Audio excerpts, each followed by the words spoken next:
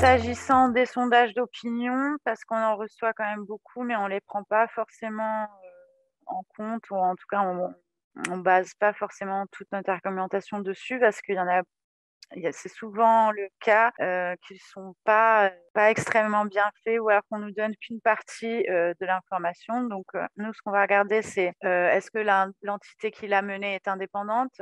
Ensuite, on va regarder le nombre et le profil, des personnes, qui ont été interrogées, donc leur sexe, leur âge, leur profession, leur origine, si c'est un petit peu, mélangé, si c'est varié. Ensuite, comment et dans quel ordre les questions ont été formulées? Est-ce que c'est des questions ouvertes? Est-ce que c'est des questions, fermées? Et dans quel ordre? Parce que, forcément, suivant l'ordre des questions, on incite, dans une certaine direction ou dans une autre. Et ensuite, on va regarder également le pourcentage reflété dans l'enquête, qui correspond au nombre total de personnes interrogées ou si, c'est uniquement celles qui ont effectivement répondu. Et enfin, pour quels produits et services la marque est connue puisque, dans ce cas-là, on va devoir, dans tous les cas, on va devoir conclure sur cette réputation ou ce caractère distinctif accru en précisant bien spécifiquement pour quels produits et services la marque, est réputée ou elle a acquis un caractère distinctif accru. Parce qu'en général, les opposants, ils s'embêtent pas, ils allèguent que leur marque antérieure, elle est connue,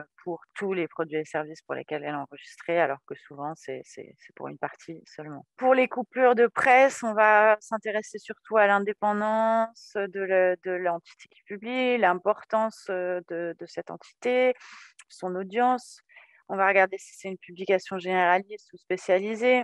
On va regarder, la quantité, la fréquence et la période, ces articles et on va regarder surtout le contenu. Donc dans ce cas-là, on a souvent des problèmes avec les traductions parce qu'on permet aux parties de traduire, leurs documents, mais en fait, lorsqu'ils sont dans une langue différente de la langue de procédure, mais on les oblige pas. Donc c'est eux qui décident s'ils traduisent ou pas et lorsqu'ils décident de ne pas traduire, ça peut poser problème si on veut rejeter, l'opposition en disant que, par exemple, la marque n'est pas réputée et qu'on a, disons, 500 articles, ben, il va falloir réouvrir la procédure pour demander des traductions parce qu'on ne peut pas se baser sur le fait que, l'opposant n'a pas traduit, ses documents. Je ne sais pas si je m'explique, si c'est clair? Quand on accueille l'opposition et qu'on reconnaît, par exemple, que la marque est réputée, ça pose pas de souci puisque on lui donne, on le donne droit à sa prétention, donc il ne peut pas se plaindre. L'opposant, en revanche, lorsqu'on rejette sa prétention et que c'est à cause ou en tout cas, c'est aussi parce que les documents qu'il a présentés n'ont pas été traduits, en général, on va devoir réouvrir la procédure, lui donner la possibilité de traduire ces documents, l'inviter à traduire et s'il ne le fait pas ou s'il le fait, partiellement ou s'il le fait même, dans ce cas-là, soit on rejette l'opposition parce qu'on considère toujours qu'elle n'est pas réputée ou alors parce qu'on a cette fois-ci, on a le contenu des articles, on pourra éventuellement considérer que c'est bon, il a démontré qu'elle est réputée, sa marque antérieure, donc on va lui donner droit, au moins à sa prétention de réputation de la marque antérieure. Donc on passe maintenant au risque de confusion, donc ça c'est vraiment le cœur du travail de l'examinateur, d'opposition. C'est vraiment le fondement le plus utilisé et j'imagine que vous aussi, c'est le cœur de votre travail à l'OAPI.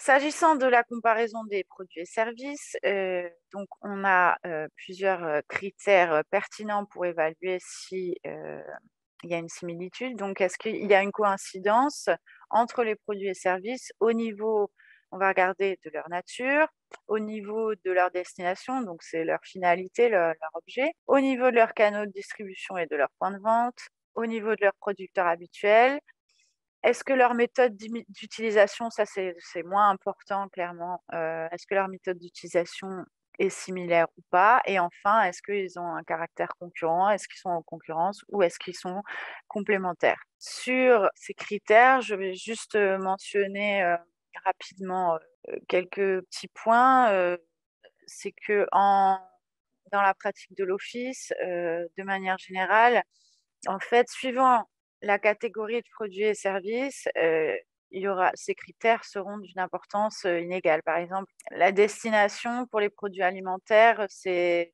assez peu pertinent. en général. C'est pas ça qui va faire qu'on va considérer que des 2 produits alimentaires sont similaires parce que, ils ont la même nature de produits alimentaires ou la même destination. Par exemple aussi, ce qui est une jurisprudence, une pratique et une jurisprudence constante sur la complémentarité, on ne va pas considérer que lorsque un produit est utilisé pour fabriquer un autre, ils sont complémentaires. C'est une particularité parce que normalement, selon la Cour de justice, lorsque 2 produits sont complémentaires, lorsque l'un est nécessaire ou important pour que l'autre fonctionne ou pour l'autre tout simplement, ça exclut en revanche, les composants en fait. Parce que c'est logique en même temps parce qu'en fait pour qu'ils soient complémentaires, il faut qu'ils s'adressent aux mêmes consommateurs alors que, le une partie du produit et le produit fini, en général, à moins qu'il soit vendu, séparément aux consommateurs, il ne s'adresse pas aux mêmes consommateurs. Le produit semi-fini ou brut, il sera pour, une entreprise, alors que, le produit fini, il sera pour, donc ça, c'est les critères. Est-ce que vous avez les mêmes critères, vous aussi, pour déterminer, pour comparer les produits, et services? Vous prenez en compte les mêmes critères? Mais on a aussi un outil qu'on utilise, qui est très utile, c'est l'outil de Similarity. Je ne sais pas si vous le connaissez. Ça nous permet, d'avoir une certaine consistance dans nos comparaisons, puisque ça nous permet de comparer, d'accéder à une base de données dans lesquelles des produits et services sont déjà comparés. Donc ça nous facilite beaucoup le travail puisque, je le dis un petit peu plus bas, le degré de similitude et la comparaison des produits, c'est une question de droit. Donc l'office doit l'évaluer, même lorsque les parties n'argumentent pas sur ce point, sauf lorsque les produits sont extrêmement techniques. Donc c'est assez rare. Donc au final, même lorsqu'on n'a pas d'argument, on est obligé de comparer les produits. Donc quand on ne sait pas exactement ce que c'est, ou qu'il y a des très, très longues listes, ça peut être un petit peu compliqué. Donc cet outil peut nous servir. Et puis c'est surtout vraiment ça permet, d'avoir une consistance dans les décisions parce qu'au moins, il n'y a pas de différence d'un examinateur à l'autre.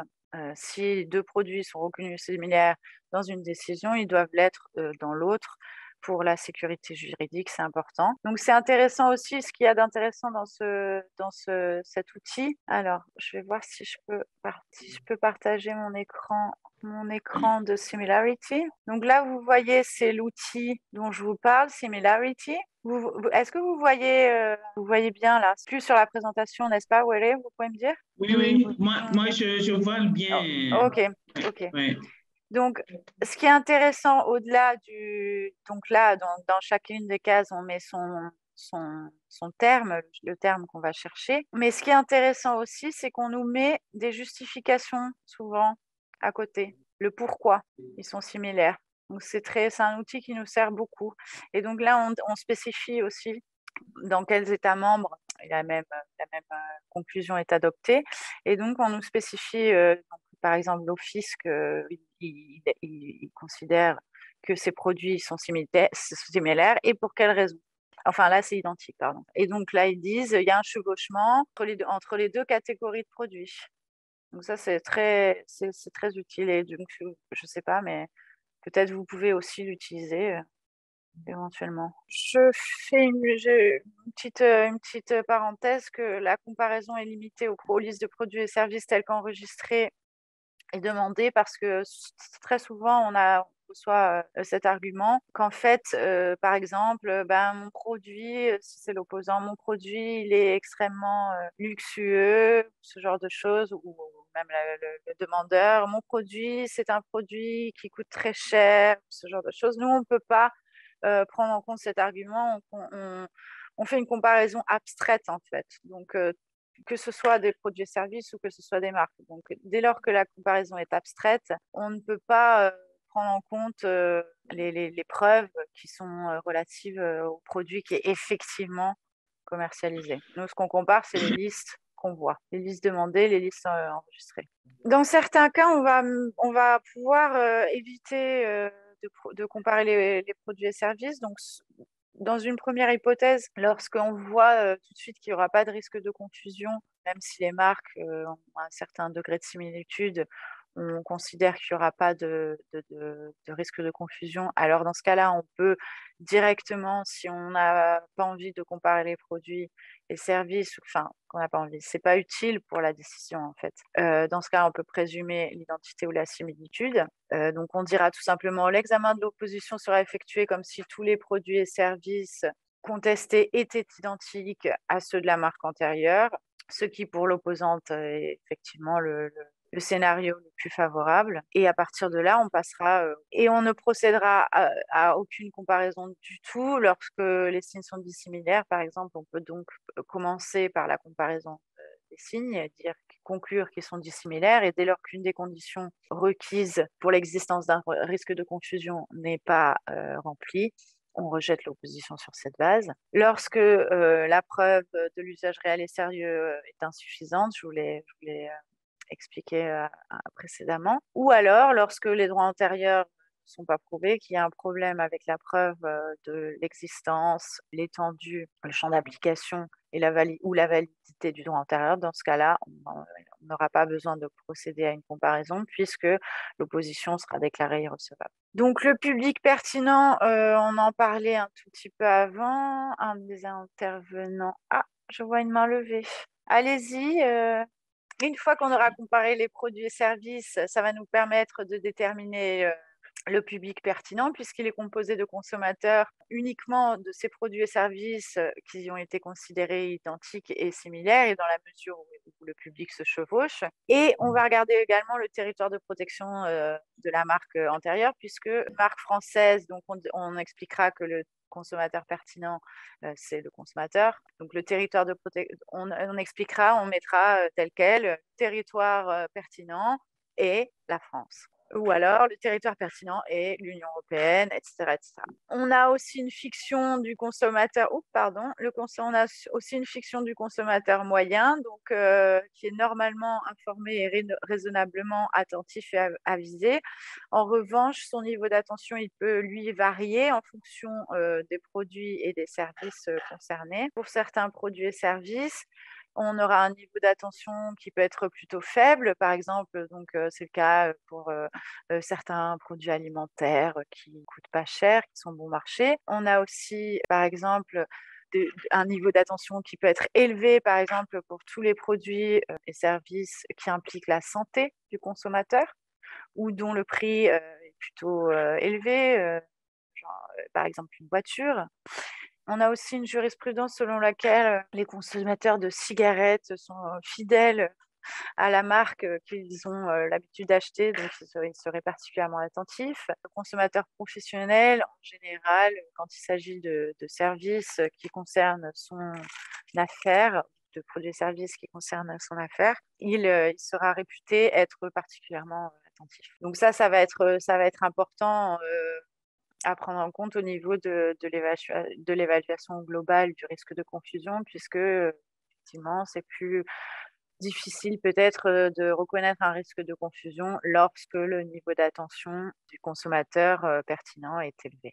Pour la comparaison des signes, on l'opère sur 3 plans: le plan visuel, le plan phonétique et le plan conceptuel. Suivant les catégories de marques, on va s'intéresser à certains critères ou d'autres. Donc, quoi qu'il en soit, avant de comparer les signes, nous, on a l'habitude à l'office, dans nos décisions, de décrire les signes, donc d'expliquer si ce sont quel type de signes il s'agit, si c'est une marque verbale, une marque figurative, si c'est une marque 3D, de spécifier si l'impression d'ensemble est dominée par un ou plusieurs de ces éléments lorsque c'est une marque figurative ou semi-figurative.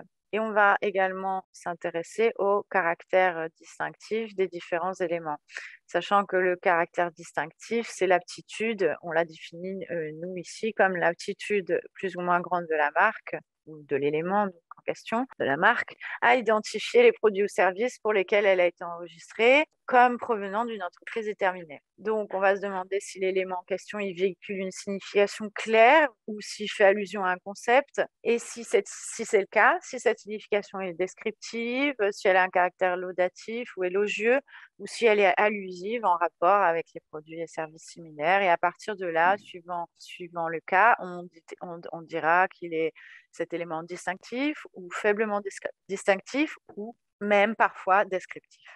Il faut bien remarquer qu'un élément descriptif ne peut pas être exclu de la comparaison d'un signe en général et que ce n'est le cas que lorsque l'élément est négligeable. Donc, nous, on considère qu'un élément est négligeable et donc il peut être exclu de la comparaison. On ne le prend même pas en compte. On fait comme s'il n'existait pas, en fait. Ce n'est le cas que lorsque, par sa taille ou sa position, il n'est pas perceptible à première vue. Donc, là, j'ai mis un exemple.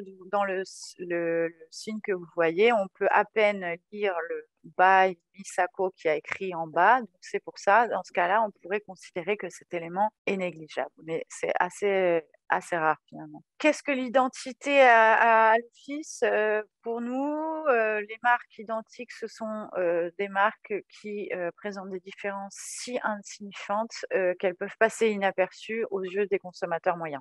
On a créé aussi une nouvelle catégorie récemment. On appelle ça la quasi-identité. Ça nous permet en fait de pouvoir passer rapidement sur le caractère distinctif de la marque antérieure lorsque, par exemple, la marque antérieure est une marque verbale et que la marque contestée, elle consiste dans le même élément verbal et simplement la seule différence entre les deux, c'est la police de caractère dans laquelle ce mot est représenté dans la marque contestée. Donc, dans ce cas-là, on pourra directement dire en tant qu'examinateur dans notre décision que les signes sont quasi identiques, étant donné qu'ils ne diffèrent que par la police de caractère adoptée dans le signe contesté. Et dans ce cas-là, peu importe le caractère distinctif de la marque antérieure, dans tous les cas, il y aura risque de confusion pour les produits identiques ou similaires. S'agissant de la similitude visuelle, selon le type de marque, je vous l'ai dit, on va donner plus d'importance, donner plus d'importance à certains critères qu'à d'autres, on va regarder certaines choses ou d'autres. Donc, pour les marques verbales, la comparaison visuelle, elle est fondée sur une analyse du nombre et de la séquence des lettres ou des caractères et de la position de ces lettres ou de ces caractères, identiques évidemment, et du nombre de mots et de la structure des signes. Donc, par exemple, je vous cite la décision en bas Arcol-Capol. Là, dans ce cas-là, même si les lettres qui composent les signes sont les mêmes, elles sont identiques, elles sont absolument pas dans le même ordre, surtout au début. Ar contre K, même si la fin ol est la même, on a arc contre K. Ça suffit pour distinguer les signes. On ne considérera pas que ces deux marques sont similaires. Parce que finalement, en fait, comme ça a été expliqué dans la décision Arcol-Capol, le fait que le signe et les signes soient composés du même nombre de lettres et la même longueur, c'est pas particulièrement pertinent en soi. Et étant donné que l'alphabet est composé que d'un nombre limité de lettres, on ne peut pas non plus éviter que deux marques soient composées des mêmes lettres exactement. Et ce qui sera plus pertinent, c'est la séquence de lettres, si elles sont présentes dans le même ordre. Et effectivement, donc, la structure des signes. Un mot contre un mot, ou deux mots contre deux mots, un mot contre deux mots, c'est ce genre de choses qu'on va regarder. Donc, pour les marques verbales, on vient de le voir. Pour les marques verbales contre marques figuratives, là, c'est un petit peu différent puisqu'on va essayer de voir si les signes, donc, toujours ont un nombre considérable de lettres en commun dans la même position. Si l'élément verbal du signe contesté, si c'est le signe contesté qui est figuratif, est stylisé ou pas et quel degré de stylisation, puisque donc, dans les exemples que je vous montre en bas, le mot, on le lit finalement à peine. En tout cas, dans le deuxième exemple, on a du mal. Qu'est-ce que vous lisez, vous, par exemple? Est-ce que quelqu'un peut me dire ce qu'il lit pour la marque qu'on voit tout en bas, la marque figurative? Pour la comparaison de deux marques figuratives qui comportent des éléments verbaux, on va regarder évidemment le caractère distinctif de l'élément verbal en lui-même et on va regarder également la stylisation des signes. Dans le premier cas, qu'est-ce que vous considériez? Si vous considériez qu'ils sont similaires, ces deux signes? Est-ce que quelqu'un peut me dire par exemple sur le chat ou... Mais oui, c'est bon. Après, c'est toujours évidemment du cas par cas, mais on peut dire que plus la stylisation est forte et plus elle se distingue d'un signe à l'autre, moins le niveau de similitude sera élevé. Donc là, par exemple, dans le premier cas que vous voyez, la Cour a considéré que la Cour a considéré que les signes on partage un degré élevé de similitude visuelle. Bon, à mon avis, c'est un petit peu exagéré, mais parce que ces éléments figuratifs, ils sont quand même assez différents d'un signe à l'autre, mais c'est surtout, à mon avis, qu'ils ont considéré qu'ils sont pas particulièrement distinctifs. Cette stylisation, elle est finalement plutôt assez simple. Ça n'a rien de comparé aux signes qu'on voit plus bas. Ça n'a rien d'extrêmement original, élaboré, inattendu. Alors que dans le deuxième cas, la stylisation est un petit peu plus distinctive. Et donc là, dans ce cas-là, on a considéré que le degré de similitude n'est pas suffisant pour qu'il y ait un risque de confusion. Lorsque on compare deux marques figuratives, là on a plus d'éléments verbaux, donc on ne va pas regarder les lettres, on va regarder simplement si on peut reconnaître dans l'un des signes un élément de l'autre signe ou s'il y a des contours similaires ou même identiques. Donc dans le premier cas, on a reconnu un certain degré de similitude, on l'a considéré moyen. Et dans le deuxième cas, on a considéré que les signes sont dissimilaires. Ça, c'est pas étonnant puisque même s'il s'agit de deux oiseaux, vraisemblablement des aigles, il n'y a aucune ligne, aucun élément, aucun contour en commun. Donc on ne peut pas, dans ce cas-là, nous on considérait que ces signes ne sont pas similaires visuellement. Il y a certains principes qui s'appliquent exclusivement à la similitude visuelle et qu'on applique dans nos décisions de manière constante. Donc, pour la similitude visuelle, je voudrais juste vous dire que, en fait, lorsque les signes sont constitués d'éléments verbaux et d'éléments figuratifs, on considérera que l'élément verbal a plus d'impact sur le consommateur que l'élément figuratif, indépendamment de son caractère distinctif. Donc, même s'il est descriptif, en général, il aura quand même plus d'impact que l'élément figuratif parce que les consommateurs, ils désignent le produit généralement par sa dénomination verbale plutôt que de décrire son élément figuratif. Et de toute façon, dans la grande majorité des cas, dans les marques auxquelles on est confronté, finalement, l'élément figuratif, il est généralement plutôt décoratif. Il joue un rôle plutôt décoratif. Donc, s'il joue un rôle décoratif, ce qui est la majorité des cas, on considérera également qu'il a un plus faible caractère distinctif. On considérera non seulement que l'élément verbal il est plus important, il a plus d'impact, mais aussi que donc il est plus distinctif. Pour la similitude phonétique, qu'est-ce qu'on prend en compte? On prend en compte donc l'impression d'ensemble, évidemment, comme pour la similitude visuelle. Et donc, on s'intéresse au nombre à la séquence des syllabes. Est-ce qu'ils ont le même nombre de syllabes ou est-ce qu'ils diffèrent? On s'intéresse également au rythme et à l'intonation commune éventuelle des signes. Donc, le rythme, c'est l'agencement des mots en une séquence plus ou moins régulière de syllabes accentuées, non accentuées, longues ou courtes. Et l'intonation, c'est les inflexions sonores de locution ou de phrases produites par les changements de ton dans la voix. Donc, en général, quand les signes présentent le même nombre de syllabes et que la première et la dernière syllabe sont la même, l'impression phonétique d'ensemble sera similaire et le rythme et l'intonation également. Il y a des principes également qui sont applicables dans les deux cas, qui sont applicables à la similitude visuelle et à la similitude phonétique, à savoir le fait que les consommateurs ont tendance à accorder plus d'attention au début qu'à la fin d'une marque, sauf dans le cas où la partie initiale est plus importante que la partie finale. Non, sauf dans les cas dans lesquels c'est la fin qui est plus distinctive que le début. Dans ce cas-là, ce sera la partie finale la plus importante. Ensuite, considère généralement que lorsqu'un signe, une marque antérieure est reproduite dans son ensemble la marque contestée, c'est très courant qu'on reconnaisse une similitude puisque dans ce cas-là,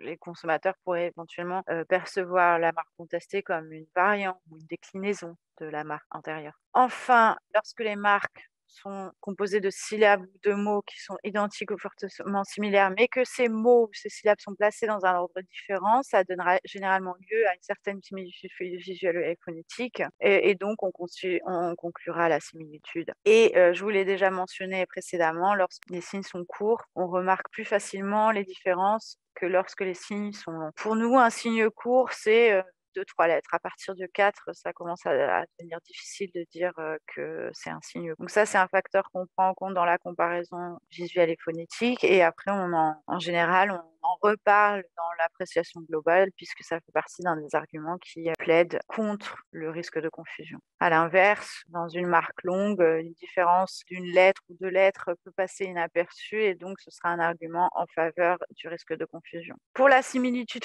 phonétique, il faut bien remarquer qu'aucune comparaison n'est possible entre marques purement figuratives. Donc à partir du moment où on a une des marques confrontée qui est purement figurative, on ne procédera pas à la comparaison ou on dira au moins que les signes ne sont pas similaires au niveau phonétique. Et on considère souvent que les consommateurs ont tendance à raccourcir les signes longs et à ne pas prononcer les éléments descriptifs et secondaires. Donc suivant la manière dont un élément est représenté, on va déterminer s'il est prononcé ou pas, s'il est écrit en tout petit, qu'il est descriptif et qu'il est placé en bas du signe. Probablement, on va considérer va pas être prononcé. Sur la similitude conceptuelle, il faut bien remarquer que tous les éléments peuvent véhiculer un concept du moment qu'il est suffisamment clair et que ce concept n'est pas complètement descriptif ou générique. Donc ça inclut les éléments figuratifs. Et on considère aussi qu'un même concept peut être considéré par un élément différent, évidemment, puisque comme on traite avec différents régimes linguistiques, différentes langues, on a eu une décision par exemple de la Cour dans laquelle on a considéré une similitude conceptuelle puisque le même concept était présent dans un mot dans 2 langues différentes. Donc c'était Ei en allemand et Shark en anglais, qui signifie dans les 2 cas requin. Et donc on a considéré dans les 2 cas, qu'il y avait une similitude conceptuelle entre ces 2 signes. On a aussi la Cour de justice a aussi développé, s'agissant de l'aspect conceptuel, une théorie qui est assez intéressante et assez utile à utiliser. C'est la théorie de la neutralisation. Donc en fait, lorsque un des signes en cause, au moins un des 2 signes en cause a une signification claire et qui est perceptible immédiatement par le public et que l'autre signe n'a pas cette signification, dans ce cas-là, on peut considérer que la différence conceptuelle est tellement grande qu'elle neutralise toutes les similitudes visuelles et phonétiques. Donc là, un des cas phares de cette théorie, c'est le cas Picaro-Picasso, puisque donc le terme Picasso sera immédiatement perçu comme faisant référence au peintre. Et donc, comme l'autre signe ne véhicule pas ce concept, eh bien, c'est considéré suffisant pour distinguer entre les signes et éviter un risque de confusion, malgré le fait que visuellement et phonétiquement, quand même, Picaro, Picasso sont similaires. Là, on ne peut pas nier de similitude ni visuelle ni phonétique, mais on peut considérer qu'il n'y aura pas de risque de confusion parce que la différence conceptuelle neutralise toutes les similitudes visuelles et phonétiques. S'agissant du caractère distinctif intrinsèque de la marque intérieure, donc lorsqu'il n'y a pas d'argument selon lequel la marque antérieure a acquis un caractère distinctif plus élevé par l'usage, lorsqu'il n'y a pas de preuve d'usage de la marque antérieure sur le territoire pertinent, dans ce cas-là, et qu'elle n'est pas descriptive, dans ce cas-là, on considérera qu'elle a un caractère distinctif moyen. En d'autres termes, c'est pas parce qu'elle est particulièrement originale, fantaisiste ou inhabituelle, qu'elle sera considérée comme particulièrement distinctive.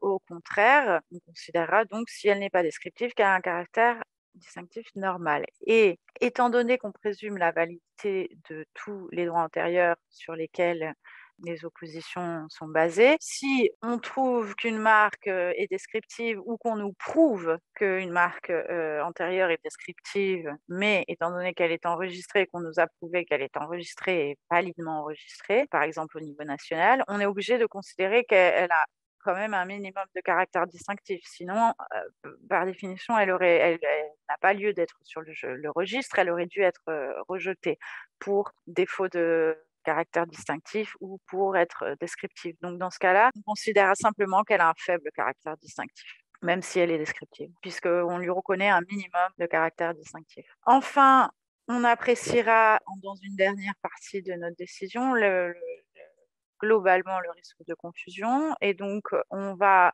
revenir dans cette partie de la décision sur tous les facteurs pris en compte. Donc, on va reprendre la conclusion sur la similitude des produits et services. On va reparler du niveau d'attention du consommateur lors de l'achat, de la similitude des marques, repréciser à quel niveau on a conclu. Donc, est-ce que c'était une similitude élevée, moyenne, faible, et en précisant bien pour quel aspect, visuel, phonétique ou conceptuel. On va revenir également sur le caractère distinctif de la marque intérieure et par exemple, même si on a une marque faible, on pourra expliquer que même dans un cas dans lequel la marque antérieure est faible, il peut exister un risque de confusion si par exemple la similitude des marques est extrêmement élevée. Et on pourra prendre en compte également d'autres facteurs, à savoir la théorie de l'image imparfaite. Je ne sais pas si vous la connaissez, cette théorie, si vous l'appliquez aussi, mais en fait,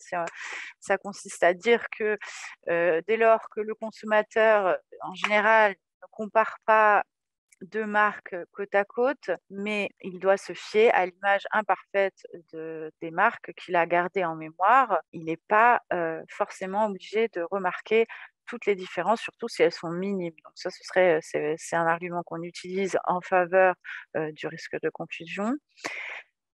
C'est là aussi qu'on répondra à un argument de famille de marque s'il y en a un. Donc, ça c'est pareil, je sais pas trop si vous en avez dans votre système ou pas. En fait, c'est l'opposant qui va présenter un argument selon lequel il utilise une famille de marques qui sont caractérisées toutes par le fait qu'elles ont un élément en commun. Elles diffèrent par certains aspects, mais elles ont en commun un élément et c'est cet élément qui est repris dans la marque contestée. Et c'est pour ça qu'on pourrait penser que cette marque provient de cet opposant. Donc c'est un argument qu'on reçoit assez régulièrement, mais qu'on essaye de pas analyser si on peut, parce que c'est quand même assez, ça prend du temps et surtout en général c'est assez mal argumenté, rarement prouvé, puisqu'il faudra non seulement baser son opposition sur plusieurs membres de cette famille, donc plusieurs droits antérieurs différents, et également prouver l'usage de cette famille. Et là, donc, ça devient plus compliqué pour les parties, et donc voilà. Et c'est assez rare finalement qu'ils arrivent à prouver ça. On a aussi souvent les arguments de la réputation de la marque contestée ou de la mauvaise foi de l'opposant, mais ça, c'est des facteurs qui ne sont pas pertinents dans l'appréciation globale du risque de confusion et que donc on ne prend pas en compte.